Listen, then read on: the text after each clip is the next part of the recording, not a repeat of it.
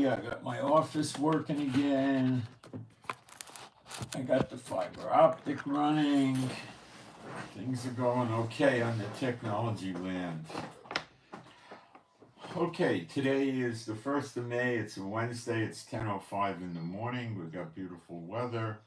And let me jump into the live stream. Please don't post in the live stream for a couple of minutes until I give you the all clear, so I can, we got sound and pictures, so I can get my posts up. So just wait a couple of minutes before you post in the chat.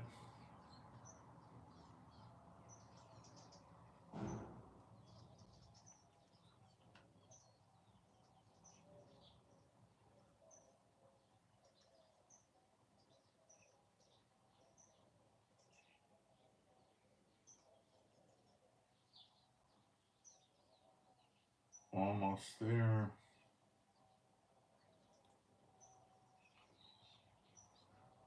Okay. Almost there, guys. Hang on for posting in the chat another minute.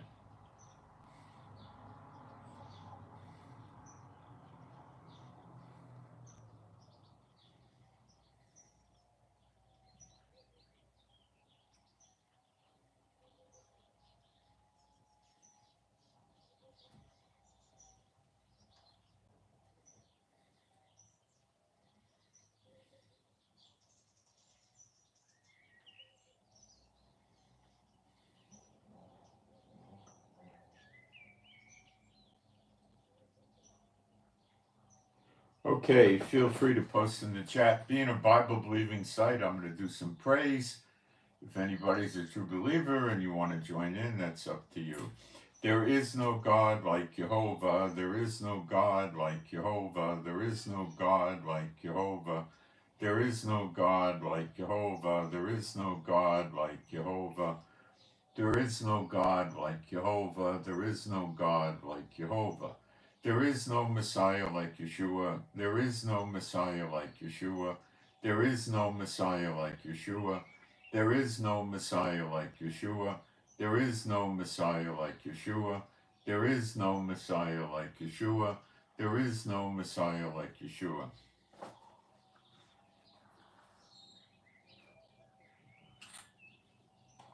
Okay, so I'm just going to jump right in. Quick word. The peace treaty between the people laying siege to us and Israel, I don't know where it's going. Looking at prophecy, which I'll cover today, there may really be some type of a peace deal. It'll be very short, but there might be one. I don't know. There's a tremendous amount of pressure. The thing with Trump going to jail for contempt of court blew over as a big nothing. He did 9 counts of violating a gag order, and the judge held him in contempt of court and fined him $1,000 for each count, so a total of $9,000 in fines, which Trump could care less about.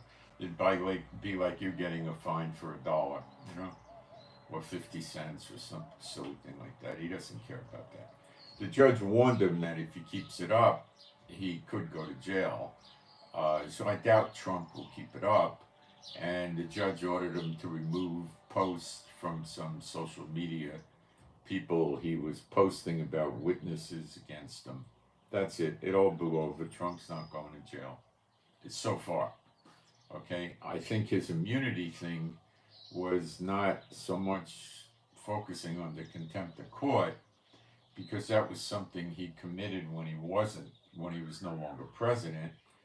The immunity thing is something that's dealing with things he did while president. So that would set aside his federal criminal cases. There's, I think, another civil case or two floating around that he could care less about. That is never going to affect his presidency. Okay. So Hezbollah is keeping a relatively high level of attacks against us. Gallant warned them that they were going to go deep into Lebanon if this didn't stop. Gaza is surrounded by almost 900 tanks and other military vehicles. That probably, the 900 probably includes mobile artillery, I'm not sure. And there's probably other artillery around also. And soldiers are there, and they've been bombing Rafah with regularity for many days now. And they're also fighting in other parts of Gaza. And Hamas is getting scared, and they're playing the political trump card to get this to stop. Okay? Now, Columbia University in New York City. Now, remember District of Columbia, the statue from Columbia Motion Pictures, right? You know, CBS, you have ABC, CBS, NBC. ABC is American Broadcasting Company. NBC, I believe, is National Broadcasting Company.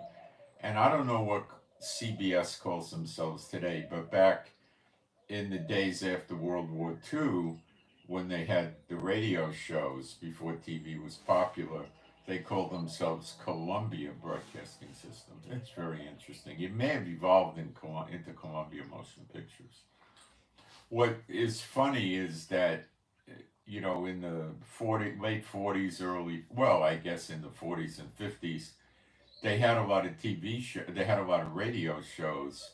I like to listen to these old radio shows because they're so much more creative than the TV and the movies, you know, and they don't have the anything relating to porn or any of that. None of that's on there, you know, and they do get into violence, you know, and lying and cheating and deceit and adultery. So the sins are there, but it's nowhere near as bad. But the creativity back then, with keeping your attention focused on radio shows, was very, very good. I mean, they were really good at it, but they were misdirected, you know. Not all of them. Some of them, like Burns and Allen, were comedians, you know. And so they had comedy, they had police shows, westerns on radio, private detectives, all kinds of stuff. But the people that were doing these radio shows became TV stars in the 50s. They moved the same people that the Americans knew, like Jack Webb, who did Dragnet. He used to do a radio show called Reagan, a private detective, completely different personality than the Dragnet on the radio show, you know, and you know, other things. And Miss Brooks, she got made. It's an old TV show. You know, a lot of them were on radio for years. They would do a weekly radio show, which was about 30, 40 minutes, and then they went onto TV. And a lot of them didn't look like, you know, real TV characters. You know, they were not the glamorous ones in many cases. They used to do the radio shows in a studio, and I believe they had a glass wall separating an audience, and people could come in and watch them do it. And I believe they had speakers, and the people could hear them and watch them, and they'd see all the special effects, which were extensive, you know. And they used to wear suits and get dressed up. And anyway, I don't know if every show had an audience all the time. Moving along.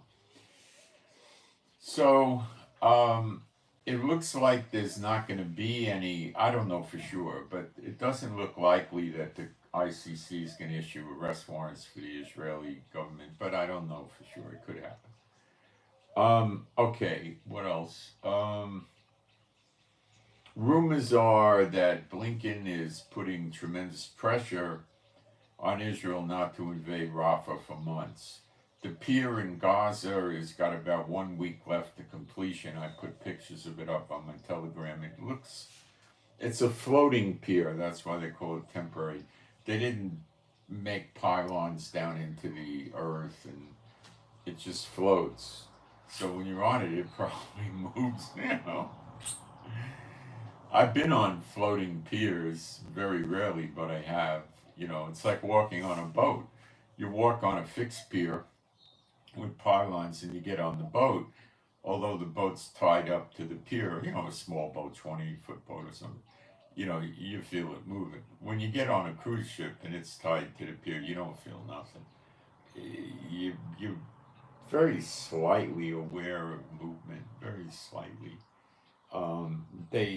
The cruise ships built in the last 25 or so years have gyros on them, which keep the boat stable all the time so the boat doesn't move.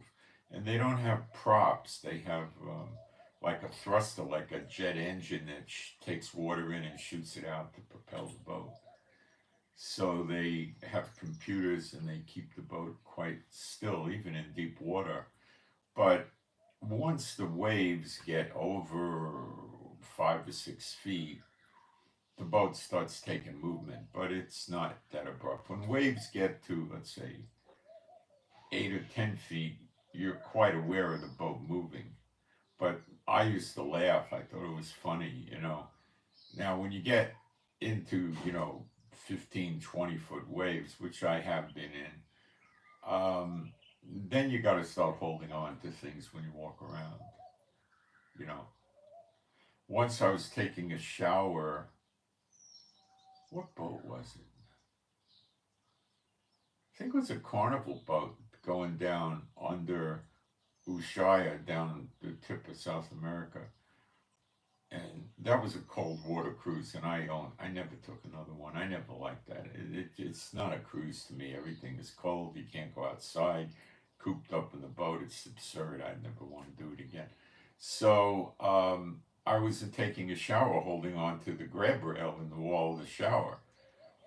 And I was holding on tight because there were like 20-foot waves down there.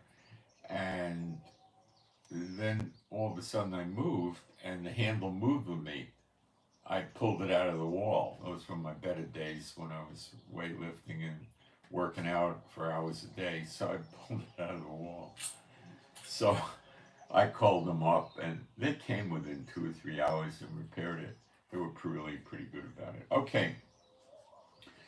The great day of the Lord is one day. Everything's going to happen on that day. That's why it's called the great day of the Lord. Hint. Jacob's trouble is great, but he shall be saved out of it. It's the same day. Jacob was the father of the ones that were named the 12 tribes. So when it says Jacob, Jacob was very favored in the eyes of the Lord. He liked them. So those are the good ones, you would say. I never could get that out of research on the internet. The Lord, I guess, showed that to me. So that's when it says Jacob. That's what it's referencing, the good ones. Jacob's trouble is great, but he shall be saved out of it, not the bad ones. Bad ones aren't Jacob. They're flesh Israel, but they're bad ones. Okay? 2/3 get cut off. While we're on that subject, in Ezekiel, I'll just cover this real quick and then we'll deal with more things in Ezekiel 38 and 39. Ezekiel 38, verse 1, may as well jump in. And the word of Jehovah came unto me, saying, Son of man, set thy face against Gog, the land of Magog, the chief prince of Meshech. The prince would be an unclean spirit. And Tubal, and prophesy against him. Now, we also read of Gog and Magog in the book of Revelation. Okay? Long time down the road after the millennium. So Gog and Magog is more of a spiritual depiction. Okay? I know they sit there and dissect it with which countries it is, but we'll get a good idea of the countries as we progress in it. And say, thus saith Adonai Jehovah, Behold, I am against thee, O Gog, the chief prince of Meshech and Tubal, and I will turn thee back and put hooks into thy jaws, and I will bring thee forth, and all thine army, horses and horsemen, all of them clothed with all sorts of armor. Now, they mess with your head here with the translation. It says clothed, and then the next word is sorts, which is miklol, which means like gorgeous apparel, stuff like that, perfection. You know, they're dressed like dandies. They're all dressed up. Okay. The words of armor are added in. They're not in the text. So clothed with, you know, like beautiful, elaborate clothing. And then it says great, which is Rav, which is many, company, which is Kahal. Yeah, you could say company, you know, gathered together, you know, with bucklers and shields. Now, that's bucklers and shields could represent armor. I mean, it is armor in the old days, you know, all of them handling swords. Now it names Persia, we know who those characters are, Ethiopia, and Libya. So we're going to see Ethiopia and Libya come into this thing as well, which doesn't surprise me. There's tons of Muslims there. All of them with shields and helmet. Well, that sounds like an army.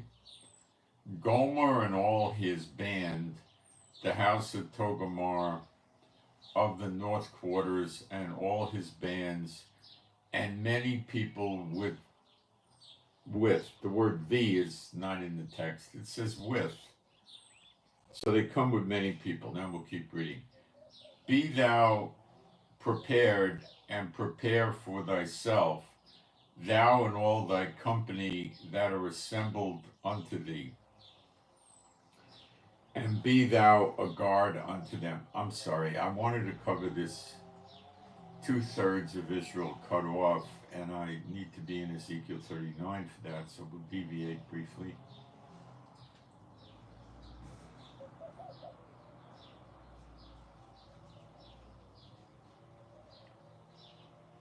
And it says here, and I will turn thee back. Now that's 1, 2, 3, 4, 5, 6 words for one Hebrew word, which is shub, which means return. Okay? Or turn back. It'd be similar. Turn back and leave but the sixth part of thee. So what it's really saying in Hebrew is turn back, and then it has the word shesha. Shesh is the word for 6, so you would probably think this does mean a sixth. Sixth, and then it goes on and says, it adds these words in, of thee, and will cause thee to come up. 1, 2, 3, 4, 5, 6, 7, 8, 9 words for one Hebrew word. See how they mess with you? And this is Allah, which is the root for Aliyah, to go up. So it's saying the sixth, go up.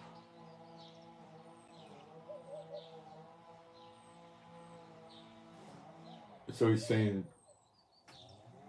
the sixth go up from the north parts, and will bring thee upon the mountains of Israel. So why does it say leave but the sixth part?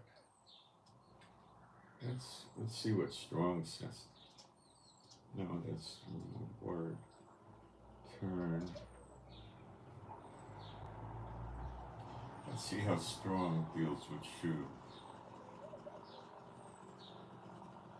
Because the same word could be put in English in different ways, usually.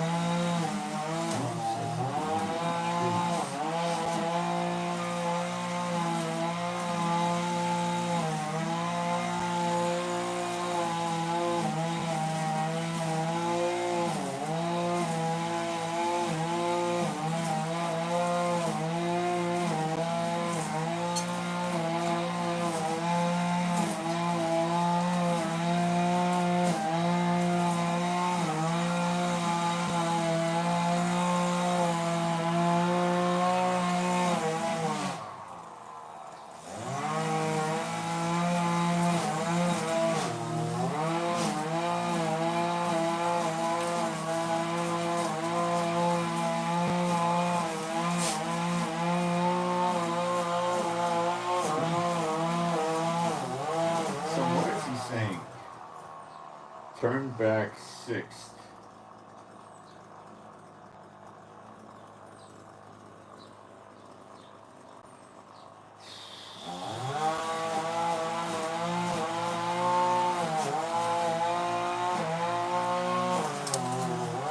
I think he's saying that he's actually a sixth of the nations that come against Israel are remaining there.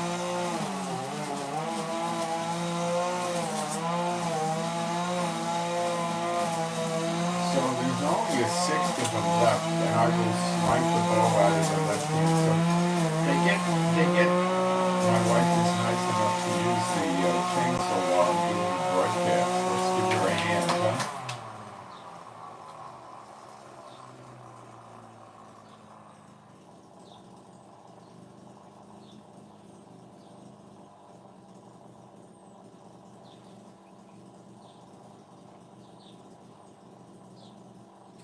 Thou shalt fall upon the mountains of Israel, thou and all thy bands and people that are with thee. I will give thee unto the ravenous bird. Okay. So they fall in the land of Israel. So it sounds like there's a sixth of them left in the nations. Now in Zechariah 13:8 and 9, 2/3 of Israel gets cut off and a third is left. Israel gets a double portion. A sixth is half of a third. 2/6 is 1/3. So Israel does get a double portion. You got it? Okay. So back to 38.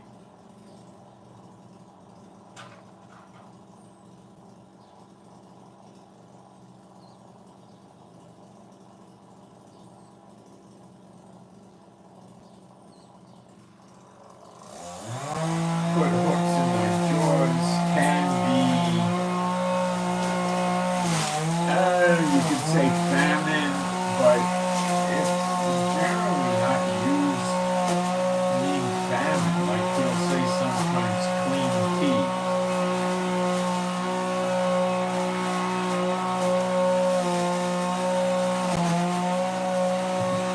He's not being cooperative. I'm going to have to shut the window and open the door and close the door, open the door up for air. Hang on a minute.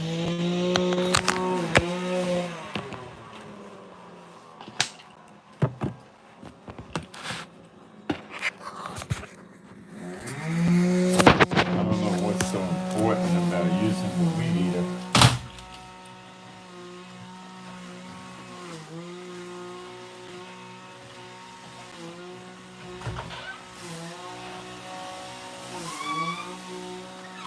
Worse, it comes in from there. We'll leave the door closed. If it gets stuffy, I'll put the AC on. Oh my.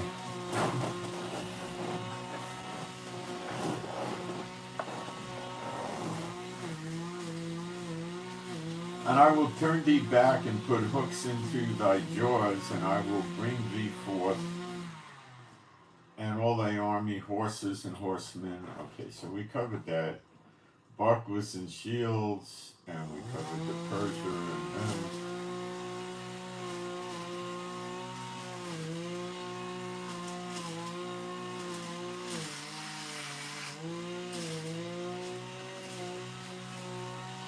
Verse 7, be thou prepared and prepare for thyself, thou and all thy company that are assembled unto thee, and be thou a guard unto them.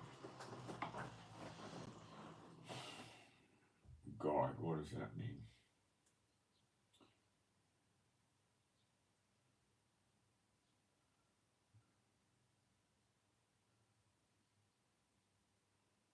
It's like a prison. It means a prison. After many days thou shalt be visited in the latter years, that's now. Thou shalt come into the land that is brought back from the sword, that is gathered out of many people. Okay, now this is where I was getting thrown off with this. Brought back, okay. We're in the latter years, brought back from the sword. Okay, now that's why I think we're going to see a peace treaty by force or otherwise,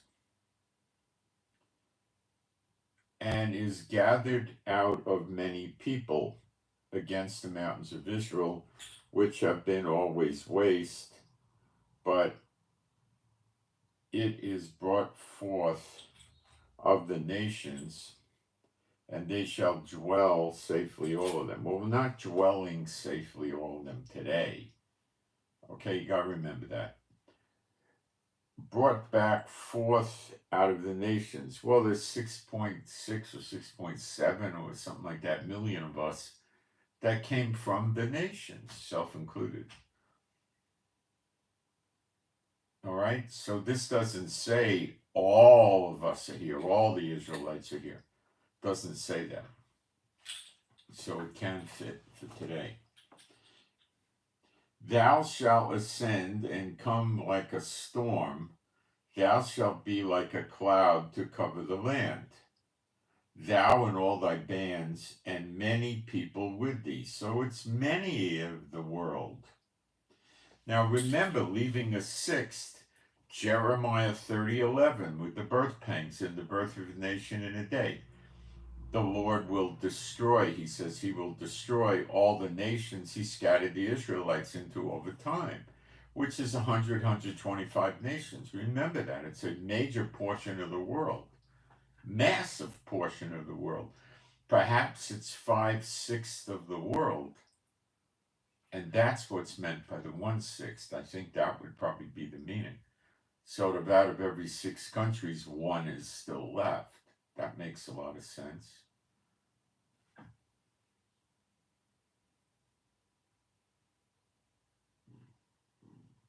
Okay?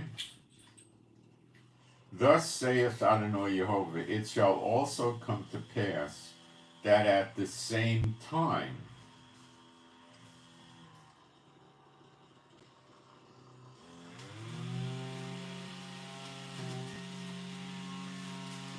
shall things come into thy mind, and thou shalt think an evil thought, and thou shalt say, I will go up to the land of unwalled villages, will go to them that are at rest. Now, we have gates coming into my village, but the village isn't walled. I had to really, consider this. I haven't seen a real walled villages. We got walls by the highways separating us from some Arab areas, but I don't know any villages that have walls. A walled village would be to protect them from marauders and things like this. So at night, everybody in the village would go home inside the gates. I guess they'd bring their animals in a barn, or I don't know how they dealt with it. And maybe yes, maybe no, I don't know. And they would go in there, and the walls would be shut, and they'd have watchmen walking around at night. And then in the morning, when the sun was up, at sunrise, they'd open up the walls, And we'll go to them that are at rest, that dwell safely, all of them dwelling without walls and having neither bars nor gates. Well, could I say we dwell safely? Let's look at those words. The word for dwell is yashav. Let's see how strong. I think it means dwell.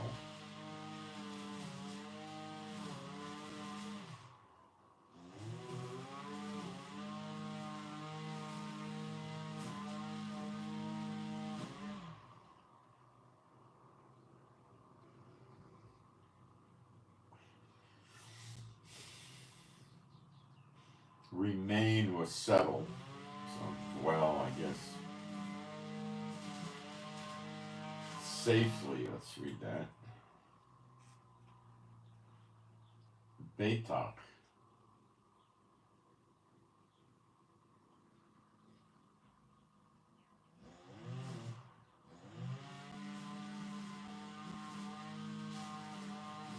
A place of refuge.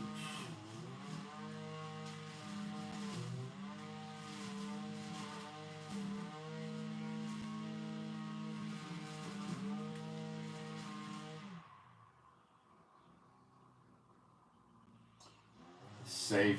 Okay, the place of refuge. So what I think what we're reading here is this. I will go up to the land of unwalled villages. Let's check those words. The word for it's Petzah.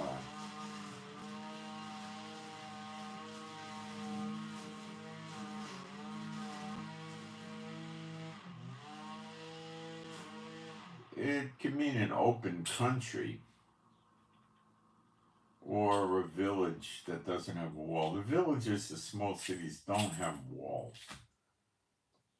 Okay, the gates are just to stop cars coming in on the road. You can walk into the villages easily anywhere. I never saw a walled village in Israel or a walled city either. There's the old city of Jerusalem that has remnant walls, but I wouldn't say that's what we're looking at here. Go, that should be bow. It is come, would be come, I guess. That are at rest. Shakat. It's not necessarily at rest.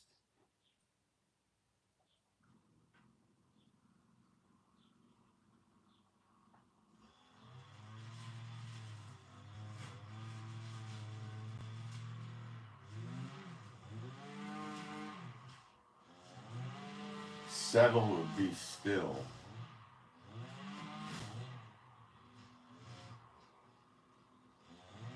Safely, all of them dwelling without walls. You see, I think the dwelling safely or securely is referencing the bomb shelters that every house has in Israel. And the apartment buildings have them on the floors or every other floor. And the government buildings and the office building, everybody has them. So I think that's what they're talking about. Because the Israeli people seem to feel safe now, except in that area down by Gaza where they did the invasion. And the people don't necessarily feel like they're not safe unless you're in the West Bank in certain cities, which is Nablus, Hebron, and Ramallah, and Jenin, and that's it. Now, the conflict here is they've evacuated from the border of Lebanon, but they're dwelling safely where they are. So it's kind of like having neither bars nor gates. Well, there are windows in older apartment buildings that have bars on them and gates around houses, but I don't think because dwelling without walls, well, of course our houses have walls. So when it's saying without walls, it's not referencing the houses, it's referencing the villages and the cities, and they normally do not have walls. Having neither bars nor gates, well, we have a gate, but it's just protecting a 15-foot wide road. It's not protecting the city. So I could see this a reasonable match here. To take a spoil and to take a prey, to turn thy hand upon the desolate places that are now inhabited. Well, that's us today. That are now inhabited, and upon the people that are gathered out of the nations, which is us, which have gotten cattle. Well, when you drive around, you see kibbutzes with cattle and companies with cattle and goods that dwell in the midst of the land. The midst of the land would be like Jerusalem and Tel Aviv. Now, I have been kicking against this for years, but let me just give you the other side of it.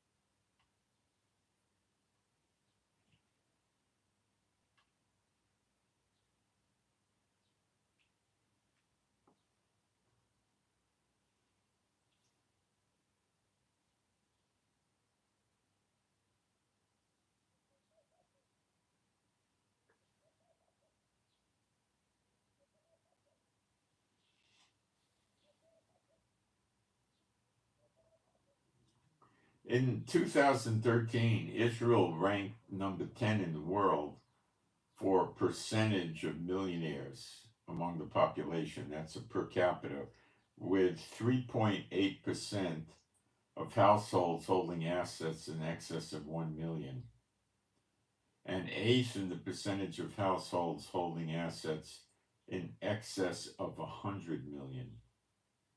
That's 10 years ago more.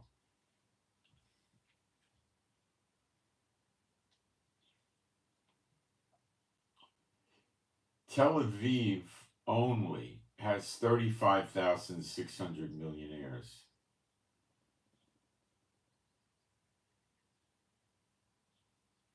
That's 2023.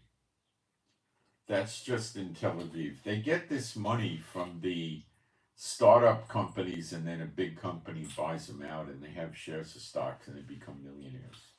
There's something like 13 billionaires in it. Now, I'm just giving you the amount in Tel Aviv is 35,600. That's where they tend to congregate because they have all the features that the rich can have over there.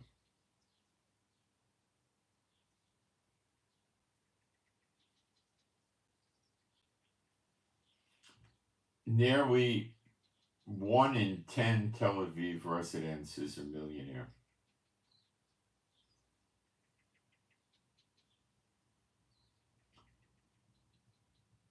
In 2022, Tel Aviv had 260 people worth over 10 million, 118 people worth more than 100 million, and 12 billionaires just in Tel Aviv.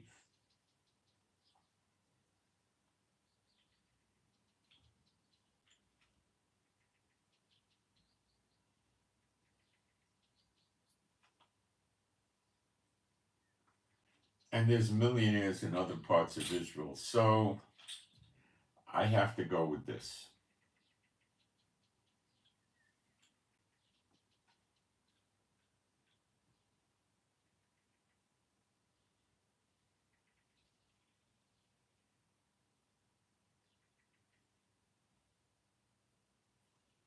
So Ezekiel 38:9, thou shalt ascend and come like a storm, thou shalt be like a cloud to cover the land, thou and all thy bands and many people with thee.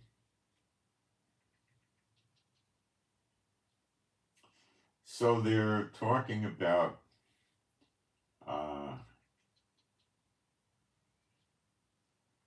they, have gotten cattle and goods that dwell in the midst of the land. Well, that could be Tel Aviv, Jerusalem, Netanya, Herzliya, quite a few places. Now it says Sheba in English, and Dedan. Dedan is Saudi Arabia. Sheba is probably Yemen. And the merchants of Tarshish, that's in the Mediterranean. With all the young lions thereof say unto thee, art thou come to take a spoil? Hast thou gathered thy company to take a prey, to carry away silver and gold, to take away cattle and goods, to take a great spoil? To take a great spoil. Now I'm going to start putting pieces together for you. Zechariah 14:1. Behold, the day of Jehovah cometh. This is the day, okay?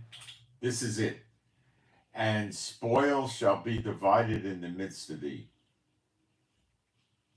For I will gather, it's a very good match. For I will gather all the heathen, or the nations, against Jerusalem, nice match, to battle.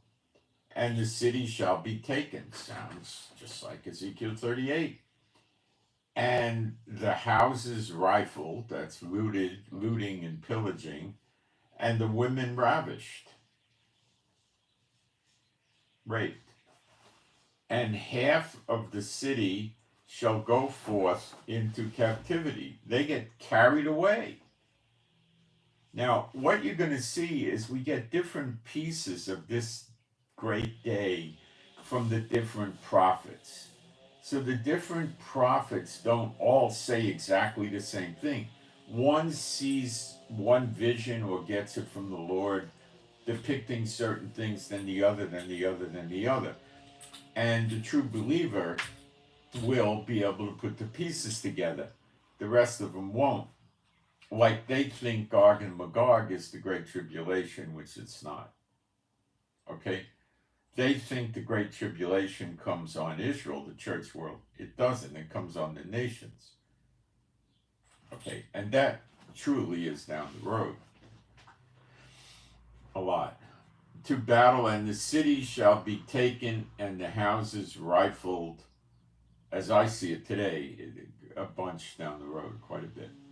And the houses rifled, and the women ravished, and half of the city shall go into captivity, and the residue of the people shall not be cut off from the city. Half go into captivity. This is a time at times and half a time. Time 1, Egypt. Time 2, Babylon. Time 3, Rome, 70 AD. The half a time right here. Gog and Magog, Zechariah 14. Now, the way you put this together, the way you understand it, is you got to go to Daniel 7:25, and it says, and he shall speak great words against the Most High, and shall wear out the saints of the Most High, and think to change times and laws. Well, whoever this he is has been speaking against the Most High all the time. The churches of all different varieties, governments, celebrity, I don't know. Shall wear out the saints of the Most High. He's not cutting their heads off because they're not taking the mark of the beast. Wear them out. You've been worn out. I've been worn out. We've all been worn out.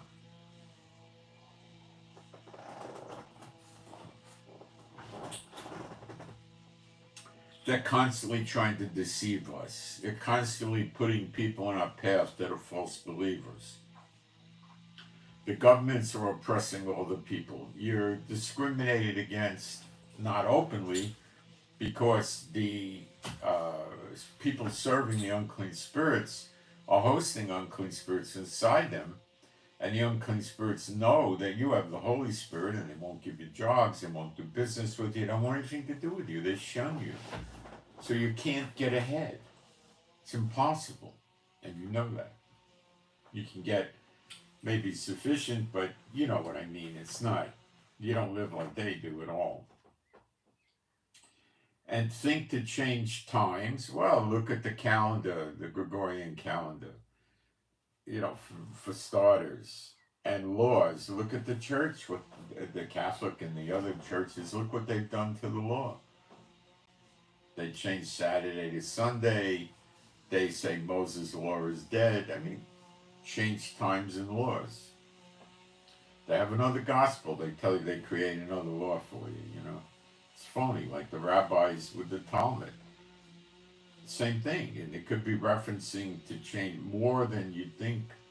Let's move away from it referencing the church and look at the rabbis, change times. Their calendar's like 250 years or so backwards.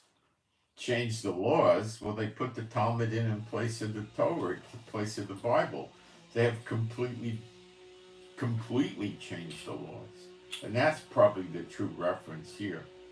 And they shall be given into his hand until a time, the times, and the dividing of time.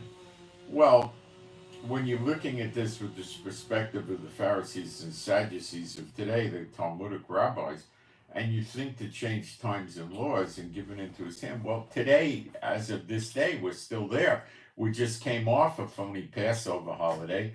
Passover, well, the Feast of Unleavened Bread, they don't even call it right. Passover is one day, Pesach, followed by 7 days of unleavened bread. They've combined it into 7 days, and they call them all Pesach. And their calendar is all screwed up. They don't go by the new moon spotting to start the first of the month. They're all messed up. Okay? And when does it over? When the half of time. We see this again worded slightly differently in Daniel 12, I think, verse 9, maybe?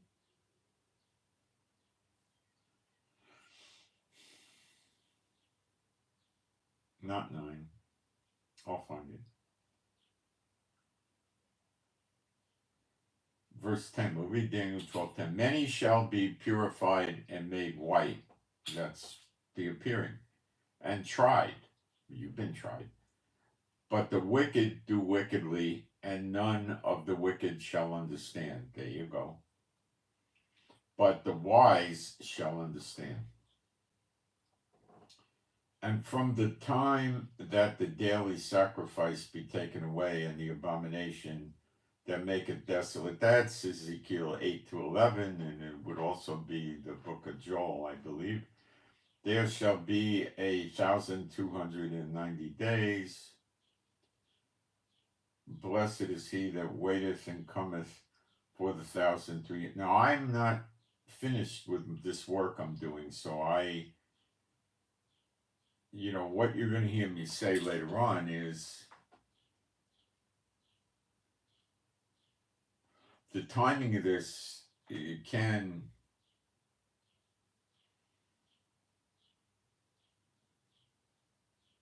well, let's just say I haven't finished working on Daniel, okay?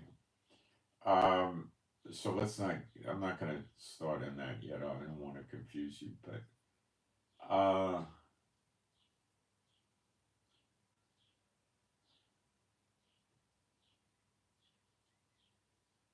and it says here, and I heard the man clothed in linen, which was upon the waters of the rivers.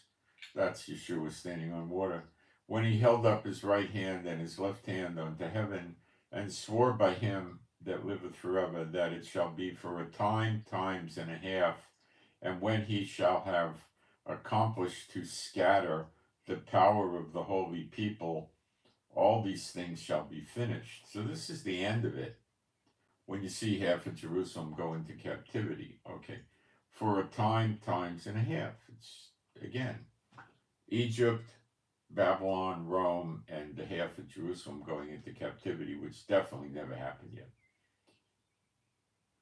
So when he shall have accomplished to scatter, let's see what the word scatter really means.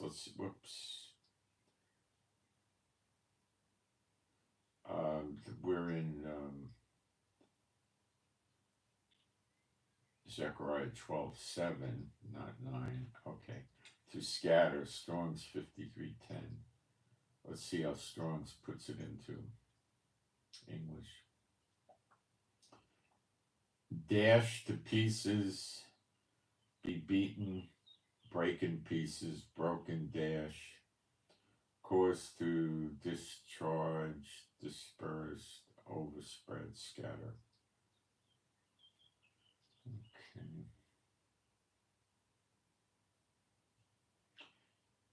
Scatter the power.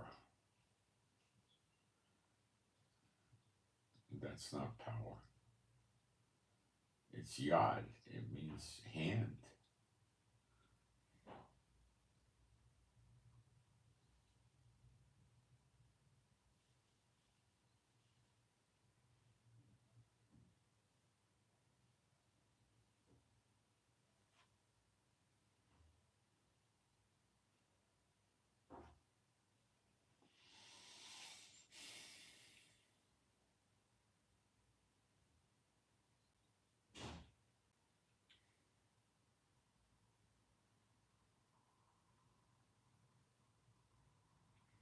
Strong's has such a long discourse on this. I don't know what he's talking about. Okay.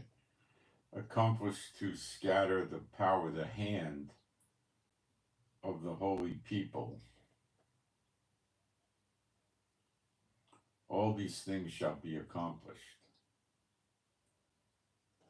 To say power, I mean, your power comes from your hand when you're fighting. I mean, I don't know. Maybe it's right. I don't know. Because it would be a fit to not by might, not by power, but by my spirit.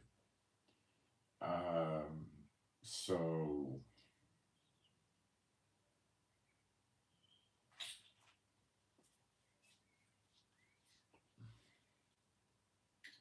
let's go to Zechariah 4 and see how the word power is portrayed there.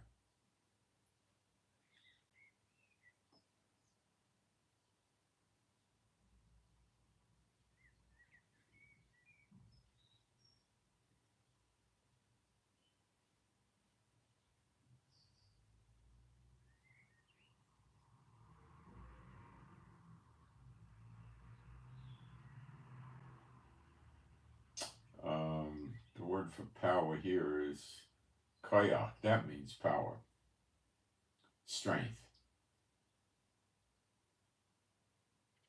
So I think the translation is not really accurate on that word, but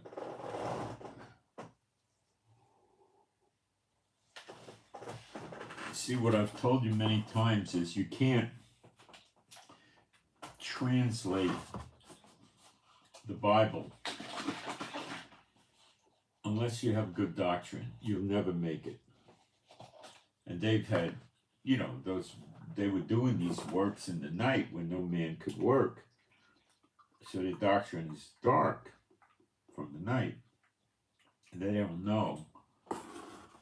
So their doctrines, they're trying to make it work, and they're digging around. How should I interpret this word? And they mess it up. And that's what they do. Hang on a second, I'll be right back. Quick break.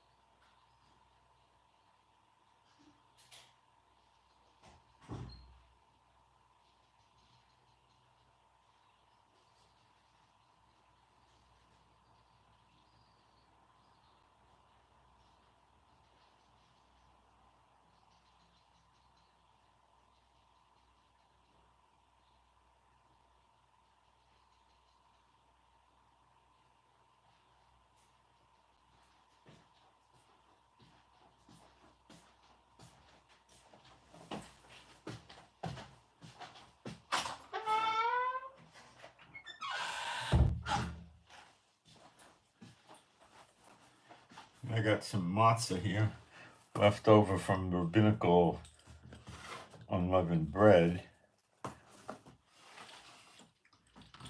My wife seems to think that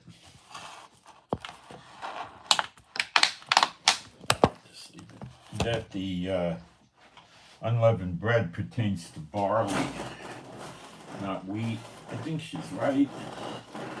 But I don't get into that agriculture stuff too much. I maintain it's impossible to be able to deal with prophecy accurately just by using the agriculture as your guide. I don't think I'll ever get there. Okay.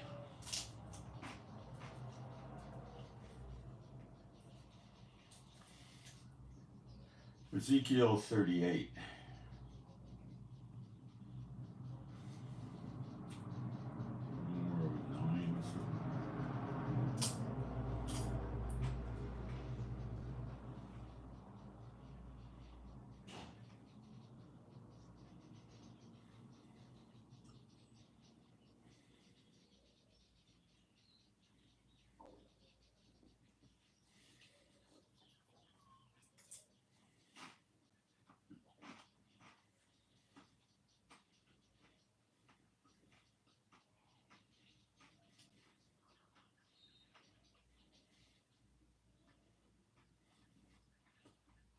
See, Israel dwelling safely, shall thou not know it? Israel's not really dwelling safely. You got that? They are operating like that. That's how Israel is today. Oh, we got our army, we're safe. But then they get attacked. So it's dwelling safely, but not really. Got it?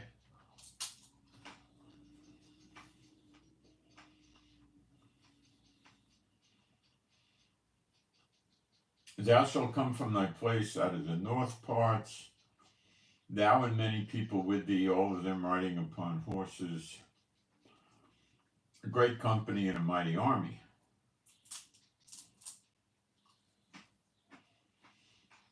Thou shalt come up against my people Israel. And it doesn't say that. It says against people Israel. It doesn't say my people. As a cloud, I don't think it does. I'm not going to research it thoroughly, but it just says which is people, and then it says Israel, which means God will prevail, by the way. Israel means that. As a cloud to cover the land, it shall be in the latter days, that's us now, I will bring thee against my land, that the heathen may know me. Now that's important, remember that. The heathen will know him. When I shall be sanctified in thee, O Gog, before their eyes. They add all these words in to make you believe what they want you to, but they shall know Yodah, which means know. So it's saying Goyim know, Kadosh holy.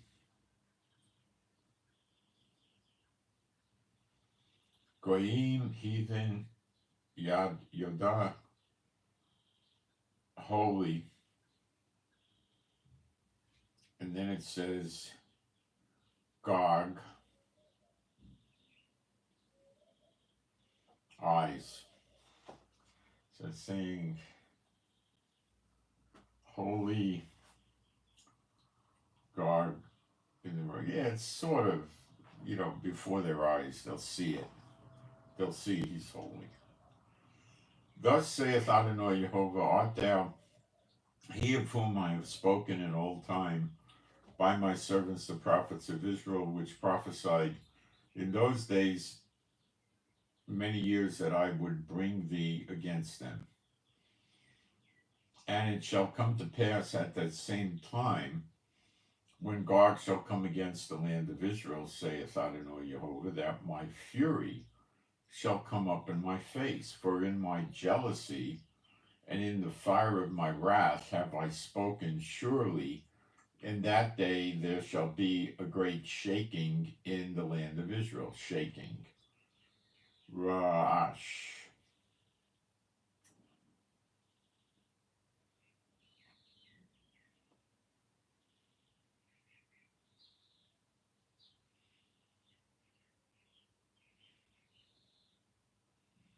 Uproar, shaking. So that the fishes of the sea and the fowls of the heaven and the beasts of the field are, and all creeping things that creep upon the earth. Now the word for earth is Adamah, which is the ground or the land. It's not Israel. And all the men that are upon the face of the earth, again, the land, the earth, anywhere, shall shake at my presence.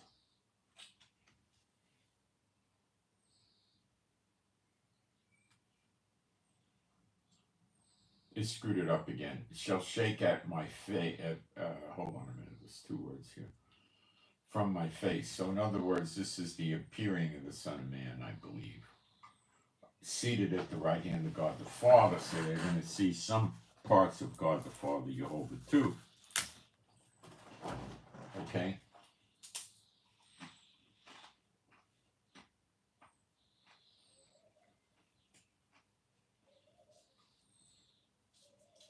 they'll shake at his face. That's not the second coming. That's his appearing, seated at the right hand of power like lightning from east to the west. The mountains shall be thrown down, and the steep places shall fall, and every wall shall fall to the ground.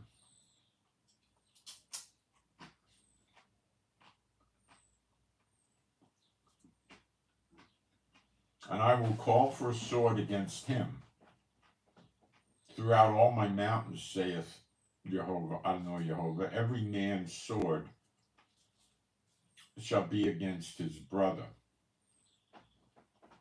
Okay? Now,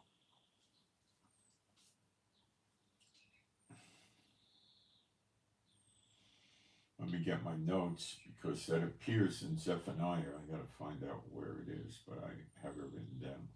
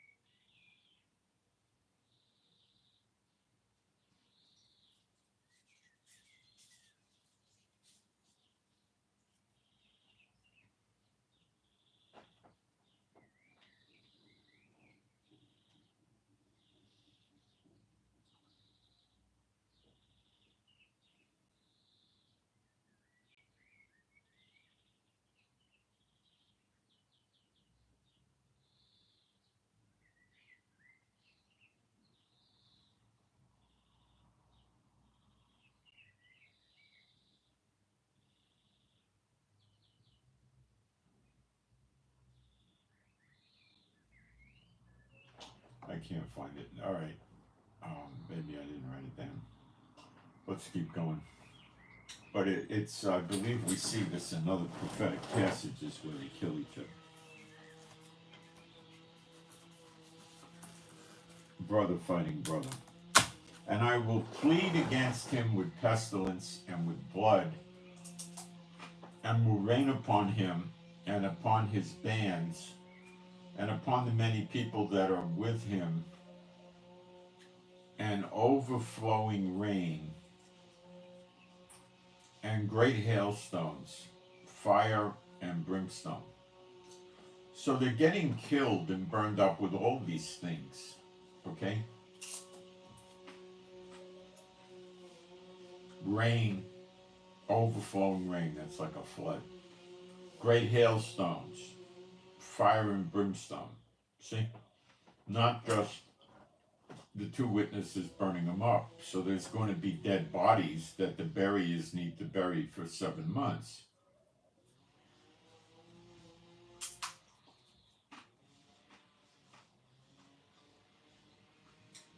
Thus will I magnify myself and sanctify myself, and I will be known in the eyes of many nations, and they shall know that I am Jehovah.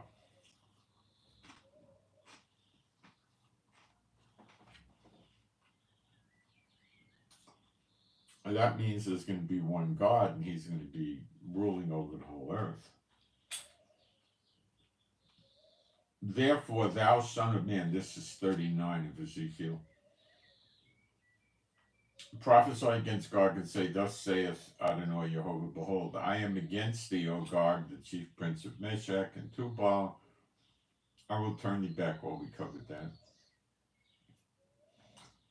I will smite the bow out of thy left hand, and will cause thine arrows to fall out of the right hand. Thou shalt fall upon the mountains of Israel, thou and all thy bands. So their weapons aren't very effective, okay? Right? Thou shalt fall upon the mountains of Israel. and all thy bands, and the people that are with thee. Well, I will give thee to the ravenous birds every sort, and to the beasts of the field to devour. Thou shalt fall upon the open fields, for I have spoken it, saith Adonai Jehovah. So remember, they get killed in many different ways, so that their bodies are left for the beasts and the birds to eat. In some cases, some are burned up in their ashes. I will send a fire on Magog and among them that dwell carelessly in the isles. I think we're looking at America and other countries. And they shall know that I am Jehovah. So will I make my holy name known in the midst of my people Israel.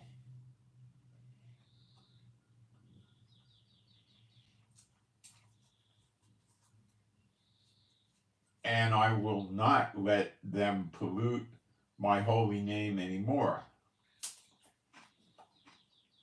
And the heathen shall know that I am Jehovah, Holy One, Kadosh, I believe the word is, in Israel. He's not going to let them pollute his name anymore, because they have everlasting life from seeing him, which is not eternity. And they have his law in their heart and in their flesh, and everyone shall know them from the least, shall know the Lord from the least to the greatest. And will also be speaking the old Hebrew.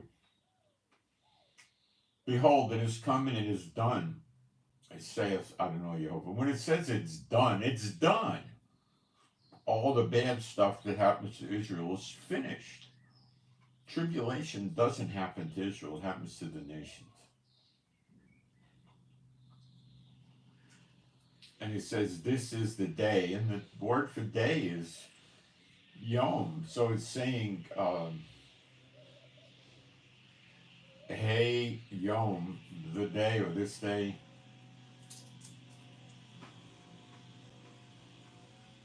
Whereof I have spoken, this is the great day.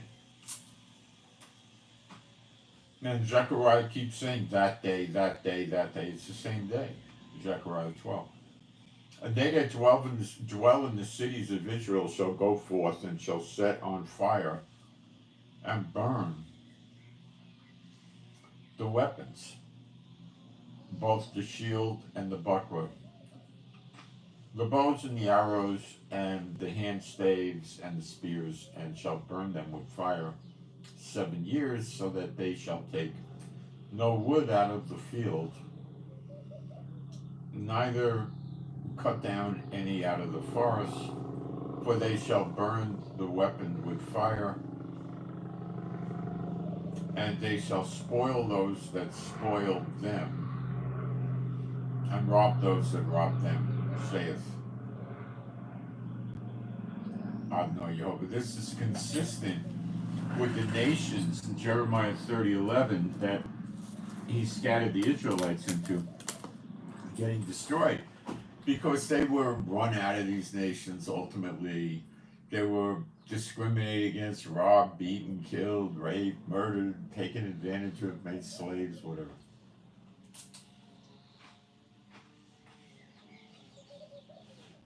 And it shall come to pass, so they got rich the wrong way, and Israel's going to return it back on their head, curse your God, and get rich. And it shall come to pass in that day that I will give unto Gog a place there, graves in Israel, the valley of the passengers, or the passers-by on the east of the sea, and it shall stop the noses of the passengers, and there shall they bury Gog and all his multitude, and they shall call it the valley of Hamon-Gog, where the Gog is buried. That's what it means. And 7 months shall the house of Israel be burying them, that they may cleanse the land. 7 months. It's a lot of dead.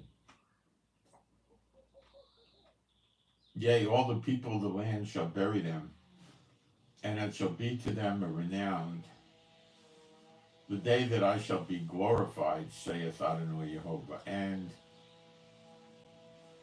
they shall sever out men of continual employment, passing through the land to bury with the passengers those that remain upon the face of the earth, to cleanse it. After the end of 7 months shall they search.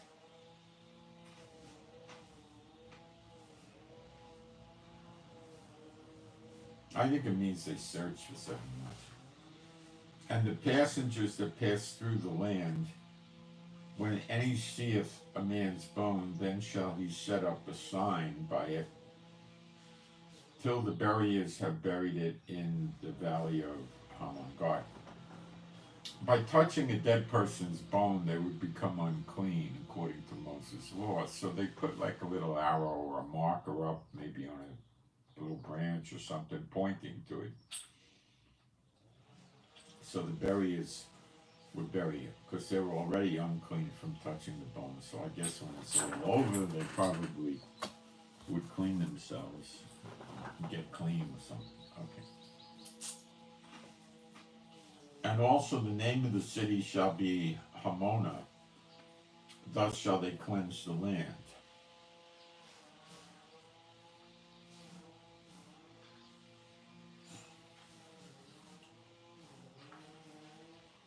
This is going to commemorate the many that were defeated by the Lord.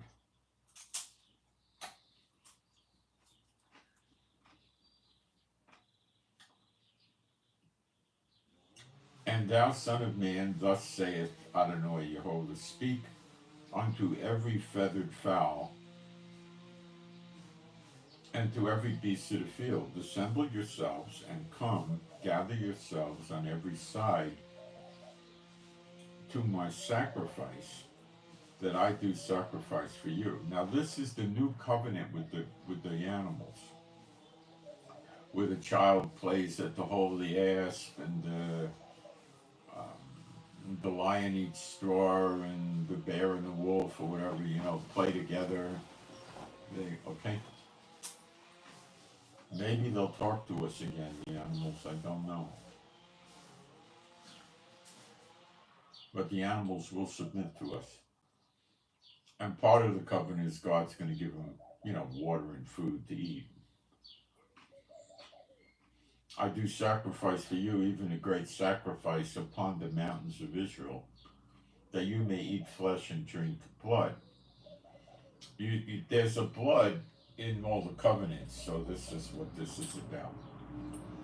You shall eat the flesh of the mighty and drink the blood of the princes of the earth, of rams, of lambs, of goats, of bullocks, all of them fatlings of Bashan. Bashan is in Jordan. So Jordan becomes ours, and I think this is where this is taking place, in Jordan. The animals are dead over there, not our animals, their animals. That's what it's saying, as I interpret it, with Bashan. And you shall eat fat till you be full, and drink blood till you be drunken of my sacrifice, which I have sacrificed for you. He's talking to the animals, not to the people. We're not eating it. We're not eating humans and blood.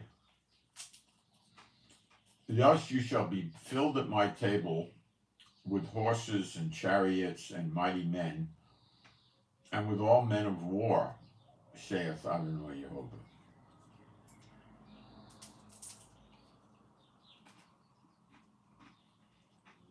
And I will set my glory, that's the glory of the God of Israel, the kabod, among the heathen, and all the heathen shall see my judgment that I have executed, and my hand that I have laid upon them.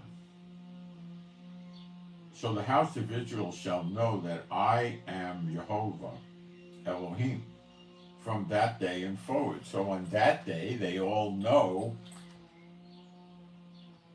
they shall all know me from the least to the greatest. That's when they're mourning in Zechariah 12.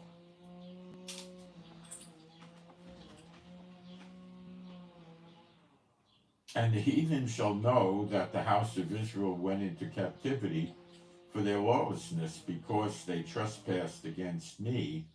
Therefore hid I my punim, my face, from them, and gave them into the hand of their enemies. So fell they all by the sword. Well,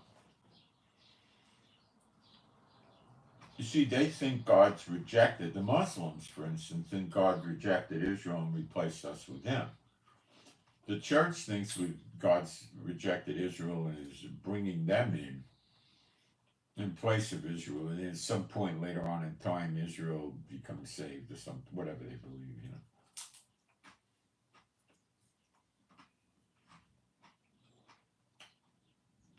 So they're going to come to the realization of Hosea 6, 1 and 2, the 2,000 years punishment. Okay?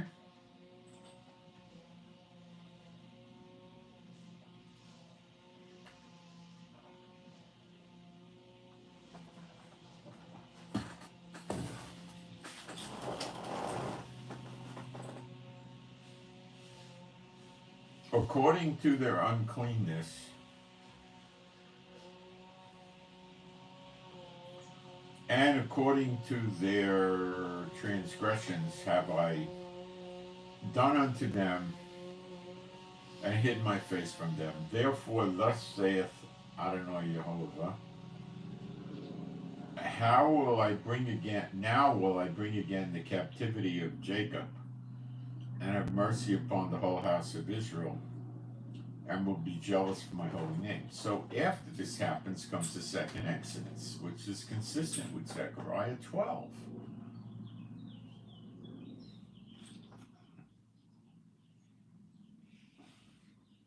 It says, now I will bring again the captivity. That's your second Exodus. After that, they have borne their shame, well, the 2,000-year punishment of Hosea 6, verses 1 and 2, and all their trespasses, whereby they have trespassed against me, when they dwelt safely in their land, and none made them afraid. That could be in the past and so forth. When I have brought them again from the people, and gathered them out of their enemies' lands, and am sanctified in them in the sight of many nations. Well, that would apply just with the 6.6 or 6.7 million that are here now. It could also apply for the greater Exodus coming. Then shall they know that I am Jehovah Elohim, which caused them to be led into captivity among the heathen. I have gathered them unto their own land, and have left none of them any more there.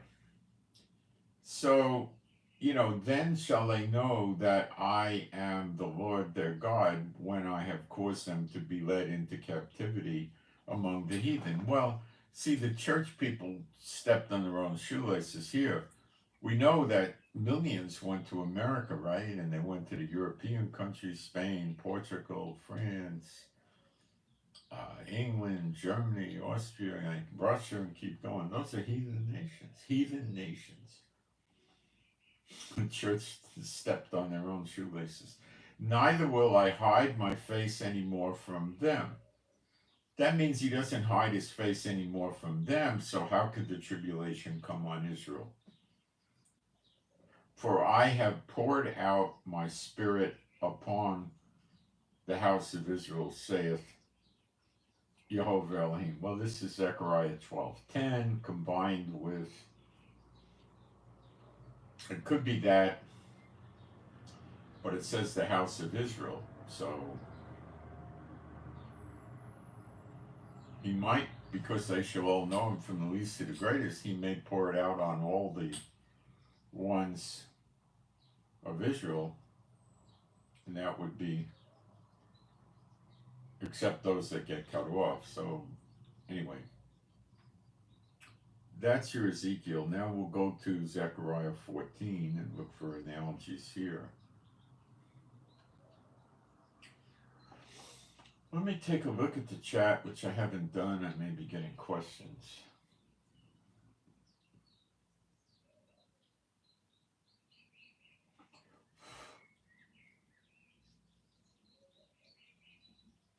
Stockholm, great.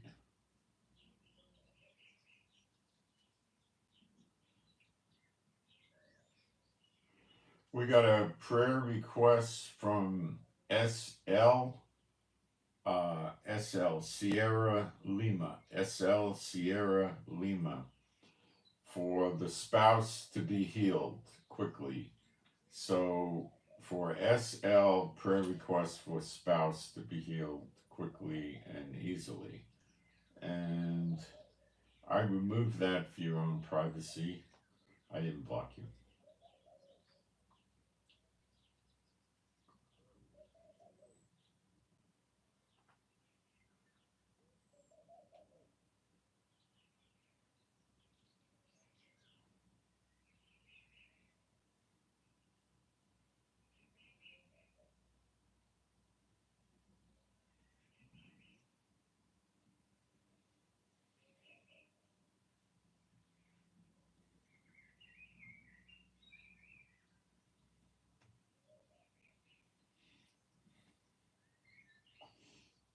You know, I don't post in foreign languages here. This is an English place, okay? And what did you, I mean, you're posting a lot. I'm taking your posts down. I don't want to make this into a Hebrew site. I'm not working with people that are Hebrew speakers now. So I don't want to encourage people to come in here, because there are places and they start doing that to discriminate against those that don't know Hebrew. So I'm just taking your posts off. I'm not blocking you, but you were kind of spamming the chat too.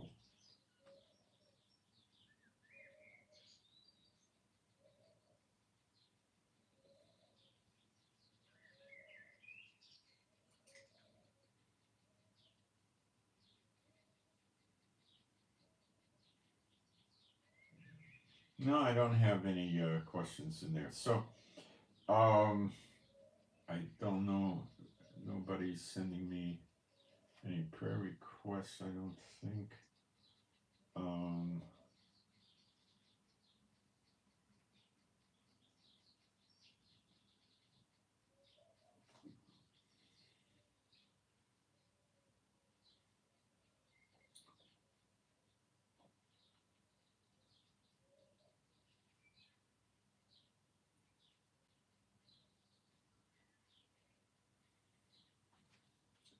Okay. I should check if I have any prayer requests I forgot about. Let me look.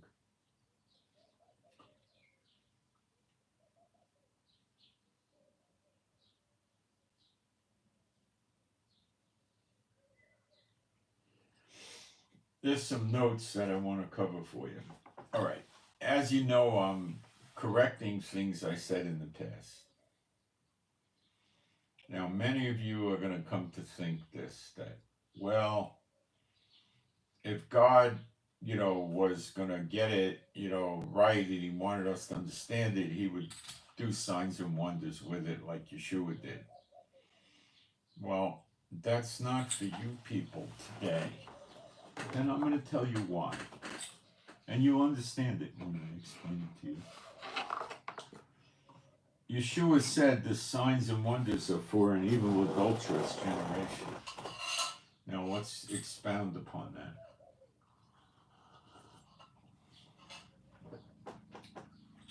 We go forward in time to the beast and the false prophet, and he does signs like call fire down from heaven, and they sort of bring a statue of the beast to life, and he talks. Now, and that's because the evil adulterous generation, the adulterous generation means spiritual adultery, not running around with married men and women. It's spiritual, worshiping unclean spirits. Okay? They run around chasing signs and wonders. Whoever has the greater signs and wonders, they go after.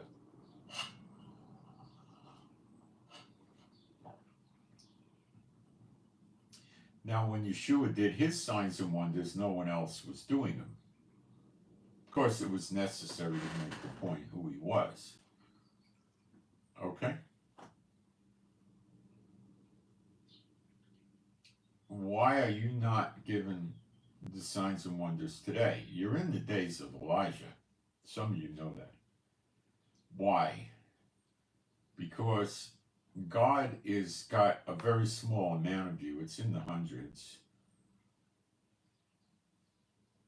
And I think, like, who was it? Gideon with 300. And I don't know the exact amount, so it may not be 300. I don't know. But he's not looking for those that need the sign and wonder, because they'll abort Jehovah and go chase a greater sign and wonder from the enemy.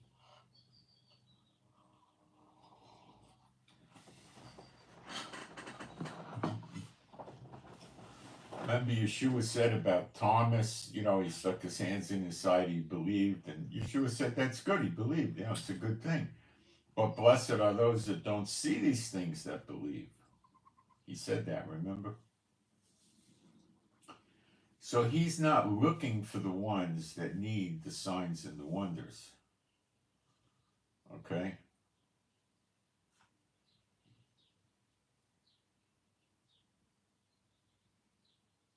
He's looking for those that are seeking him and his word and are really determined. Okay? Now, I'm in the flesh at this point, so I have problems learning, and I'm a work in progress like you all are. Okay? So I'm sorry sometimes I correct my position. Forgive me, but that I'm doing the best I can. And I'm learning as I go, and I've had bones in my throat, which is an Israeli figure of speech about some of these passages, and he's clearing them up now, and he's illuminating. So some people will get frustrated with that and go away. And those are the ones that don't want to dig for the gold in the word. They don't want to do the work. They just want to hand it to them on a silver platter. And those are the ones that'll be blown about by every wind of doctrine, because they will not dig down and get it right themselves. They don't want to do that. They want to be spoon-fed. Okay? And they're the ones that are going to they're going to, flourish for a brief period, and then they're going to fall away. And we got to remember that this is a great day of the Lord. Jacob's trouble is great, but he will be saved out of it. Great day. This is it. This is the day. This is a massive day. And it all going to happen on one day. That's why he keeps saying that day, because that will further glorify his name versus him dragging it out over a year. So don't sit there and look at the current events and say, how the heck can he do this time so short? I'm telling you, you guys don't know how powerful he is. There might be a tiny amount of you that do, but you don't know yet. And you don't know how he's watching over you, every little detail. It's unbelievable the way he watches over you, the elect and the remnant. Okay? Even the very hairs of your head are numbered. Everything is watched. He's got millions of angels that are ministering spirits that I'm reasonably sure are watching this too for him. Every little detail of your lives is being watched over. Okay? This is so important to Jehovah and Yeshua. You have no idea. And it will be a massive event. Look, with the flood, what happened? 8 got out on the boat. Boom, the rest of them, you wash them away. That's it.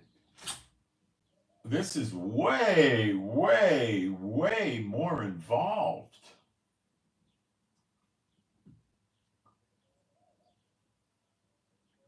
But he can do it. What, is the Lord's hand so short he can't save or deliver? Is anything too hard for the Lord? If you could think of it, it's not too hard for the Lord. But you can't pray against his will. That doesn't work. That's in the scriptures. All of this stuff's going to go down in one day. I got to check the weather and make sure that I got the dogs out there. I got to make sure it's not too hot. Give me a second. I don't think it is. No, they're 77 with not a lot of sun. They'll be okay.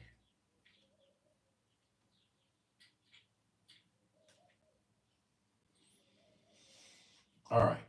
Zechariah 14. Behold, the day of the Lord cometh, and thy spoil shall be divided in the midst of thee. Well, we read about the houses, they're spoiling in Ezekiel 38, 39. And this says it's the day of the Lord.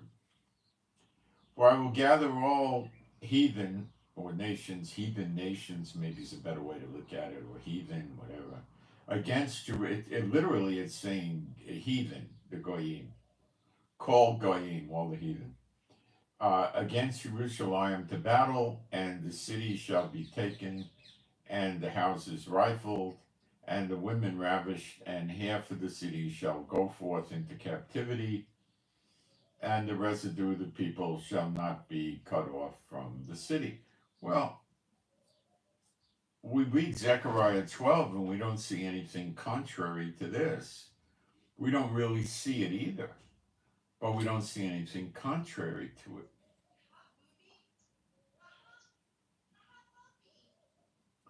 Then shall Jehovah go forth and fight against those heathen as when he fought in the day of battle. And his feet shall stand in that day upon the Mount of Olives, which is before Jerusalem on the east. And this is the glory of God of Israel. It's not Jehovah. If Jehovah came down on earth, everything would quake and melt and burn because he's so holy. And the Mount of Olives shall cleave in the midst thereon, and the east and towards the west, and there shall be a very great valley, and half of the mountain shall remove towards the north, and half of it towards the south. So,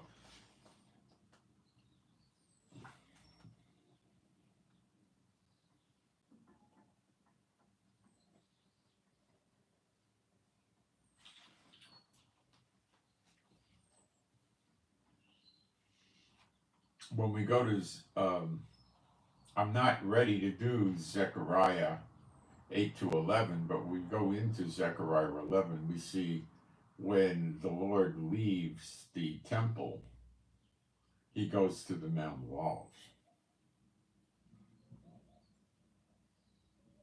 Interesting. And you shall flee in the valley of the mountains, for the valley of the mountains shall reach unto Azal. You shall flee, like as you fled before the earthquake in the days of Uzziah, king of Judah. And Jehovah Elohim shall come, and all the saints with thee. All right, now let's understand what the Hebrew says. Jehovah Elohim, and then the word come is bo, which means come. Jehovah Elohim come. and all call kadosh im. The word im means with. Kadosh is holy. All the holy with. It doesn't say the. They're confusing you by writing the. So, Yehovah Elohim, come, all kadosh im, all with, all are holy. What are the holy?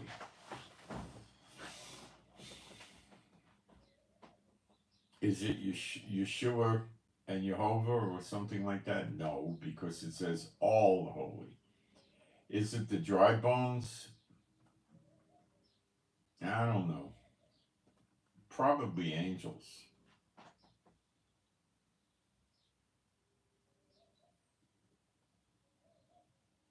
Because I don't read about the dry bones being brought by God when you go into Ezekiel 37. Well, I have to say it doesn't say one way or the other. It's possible.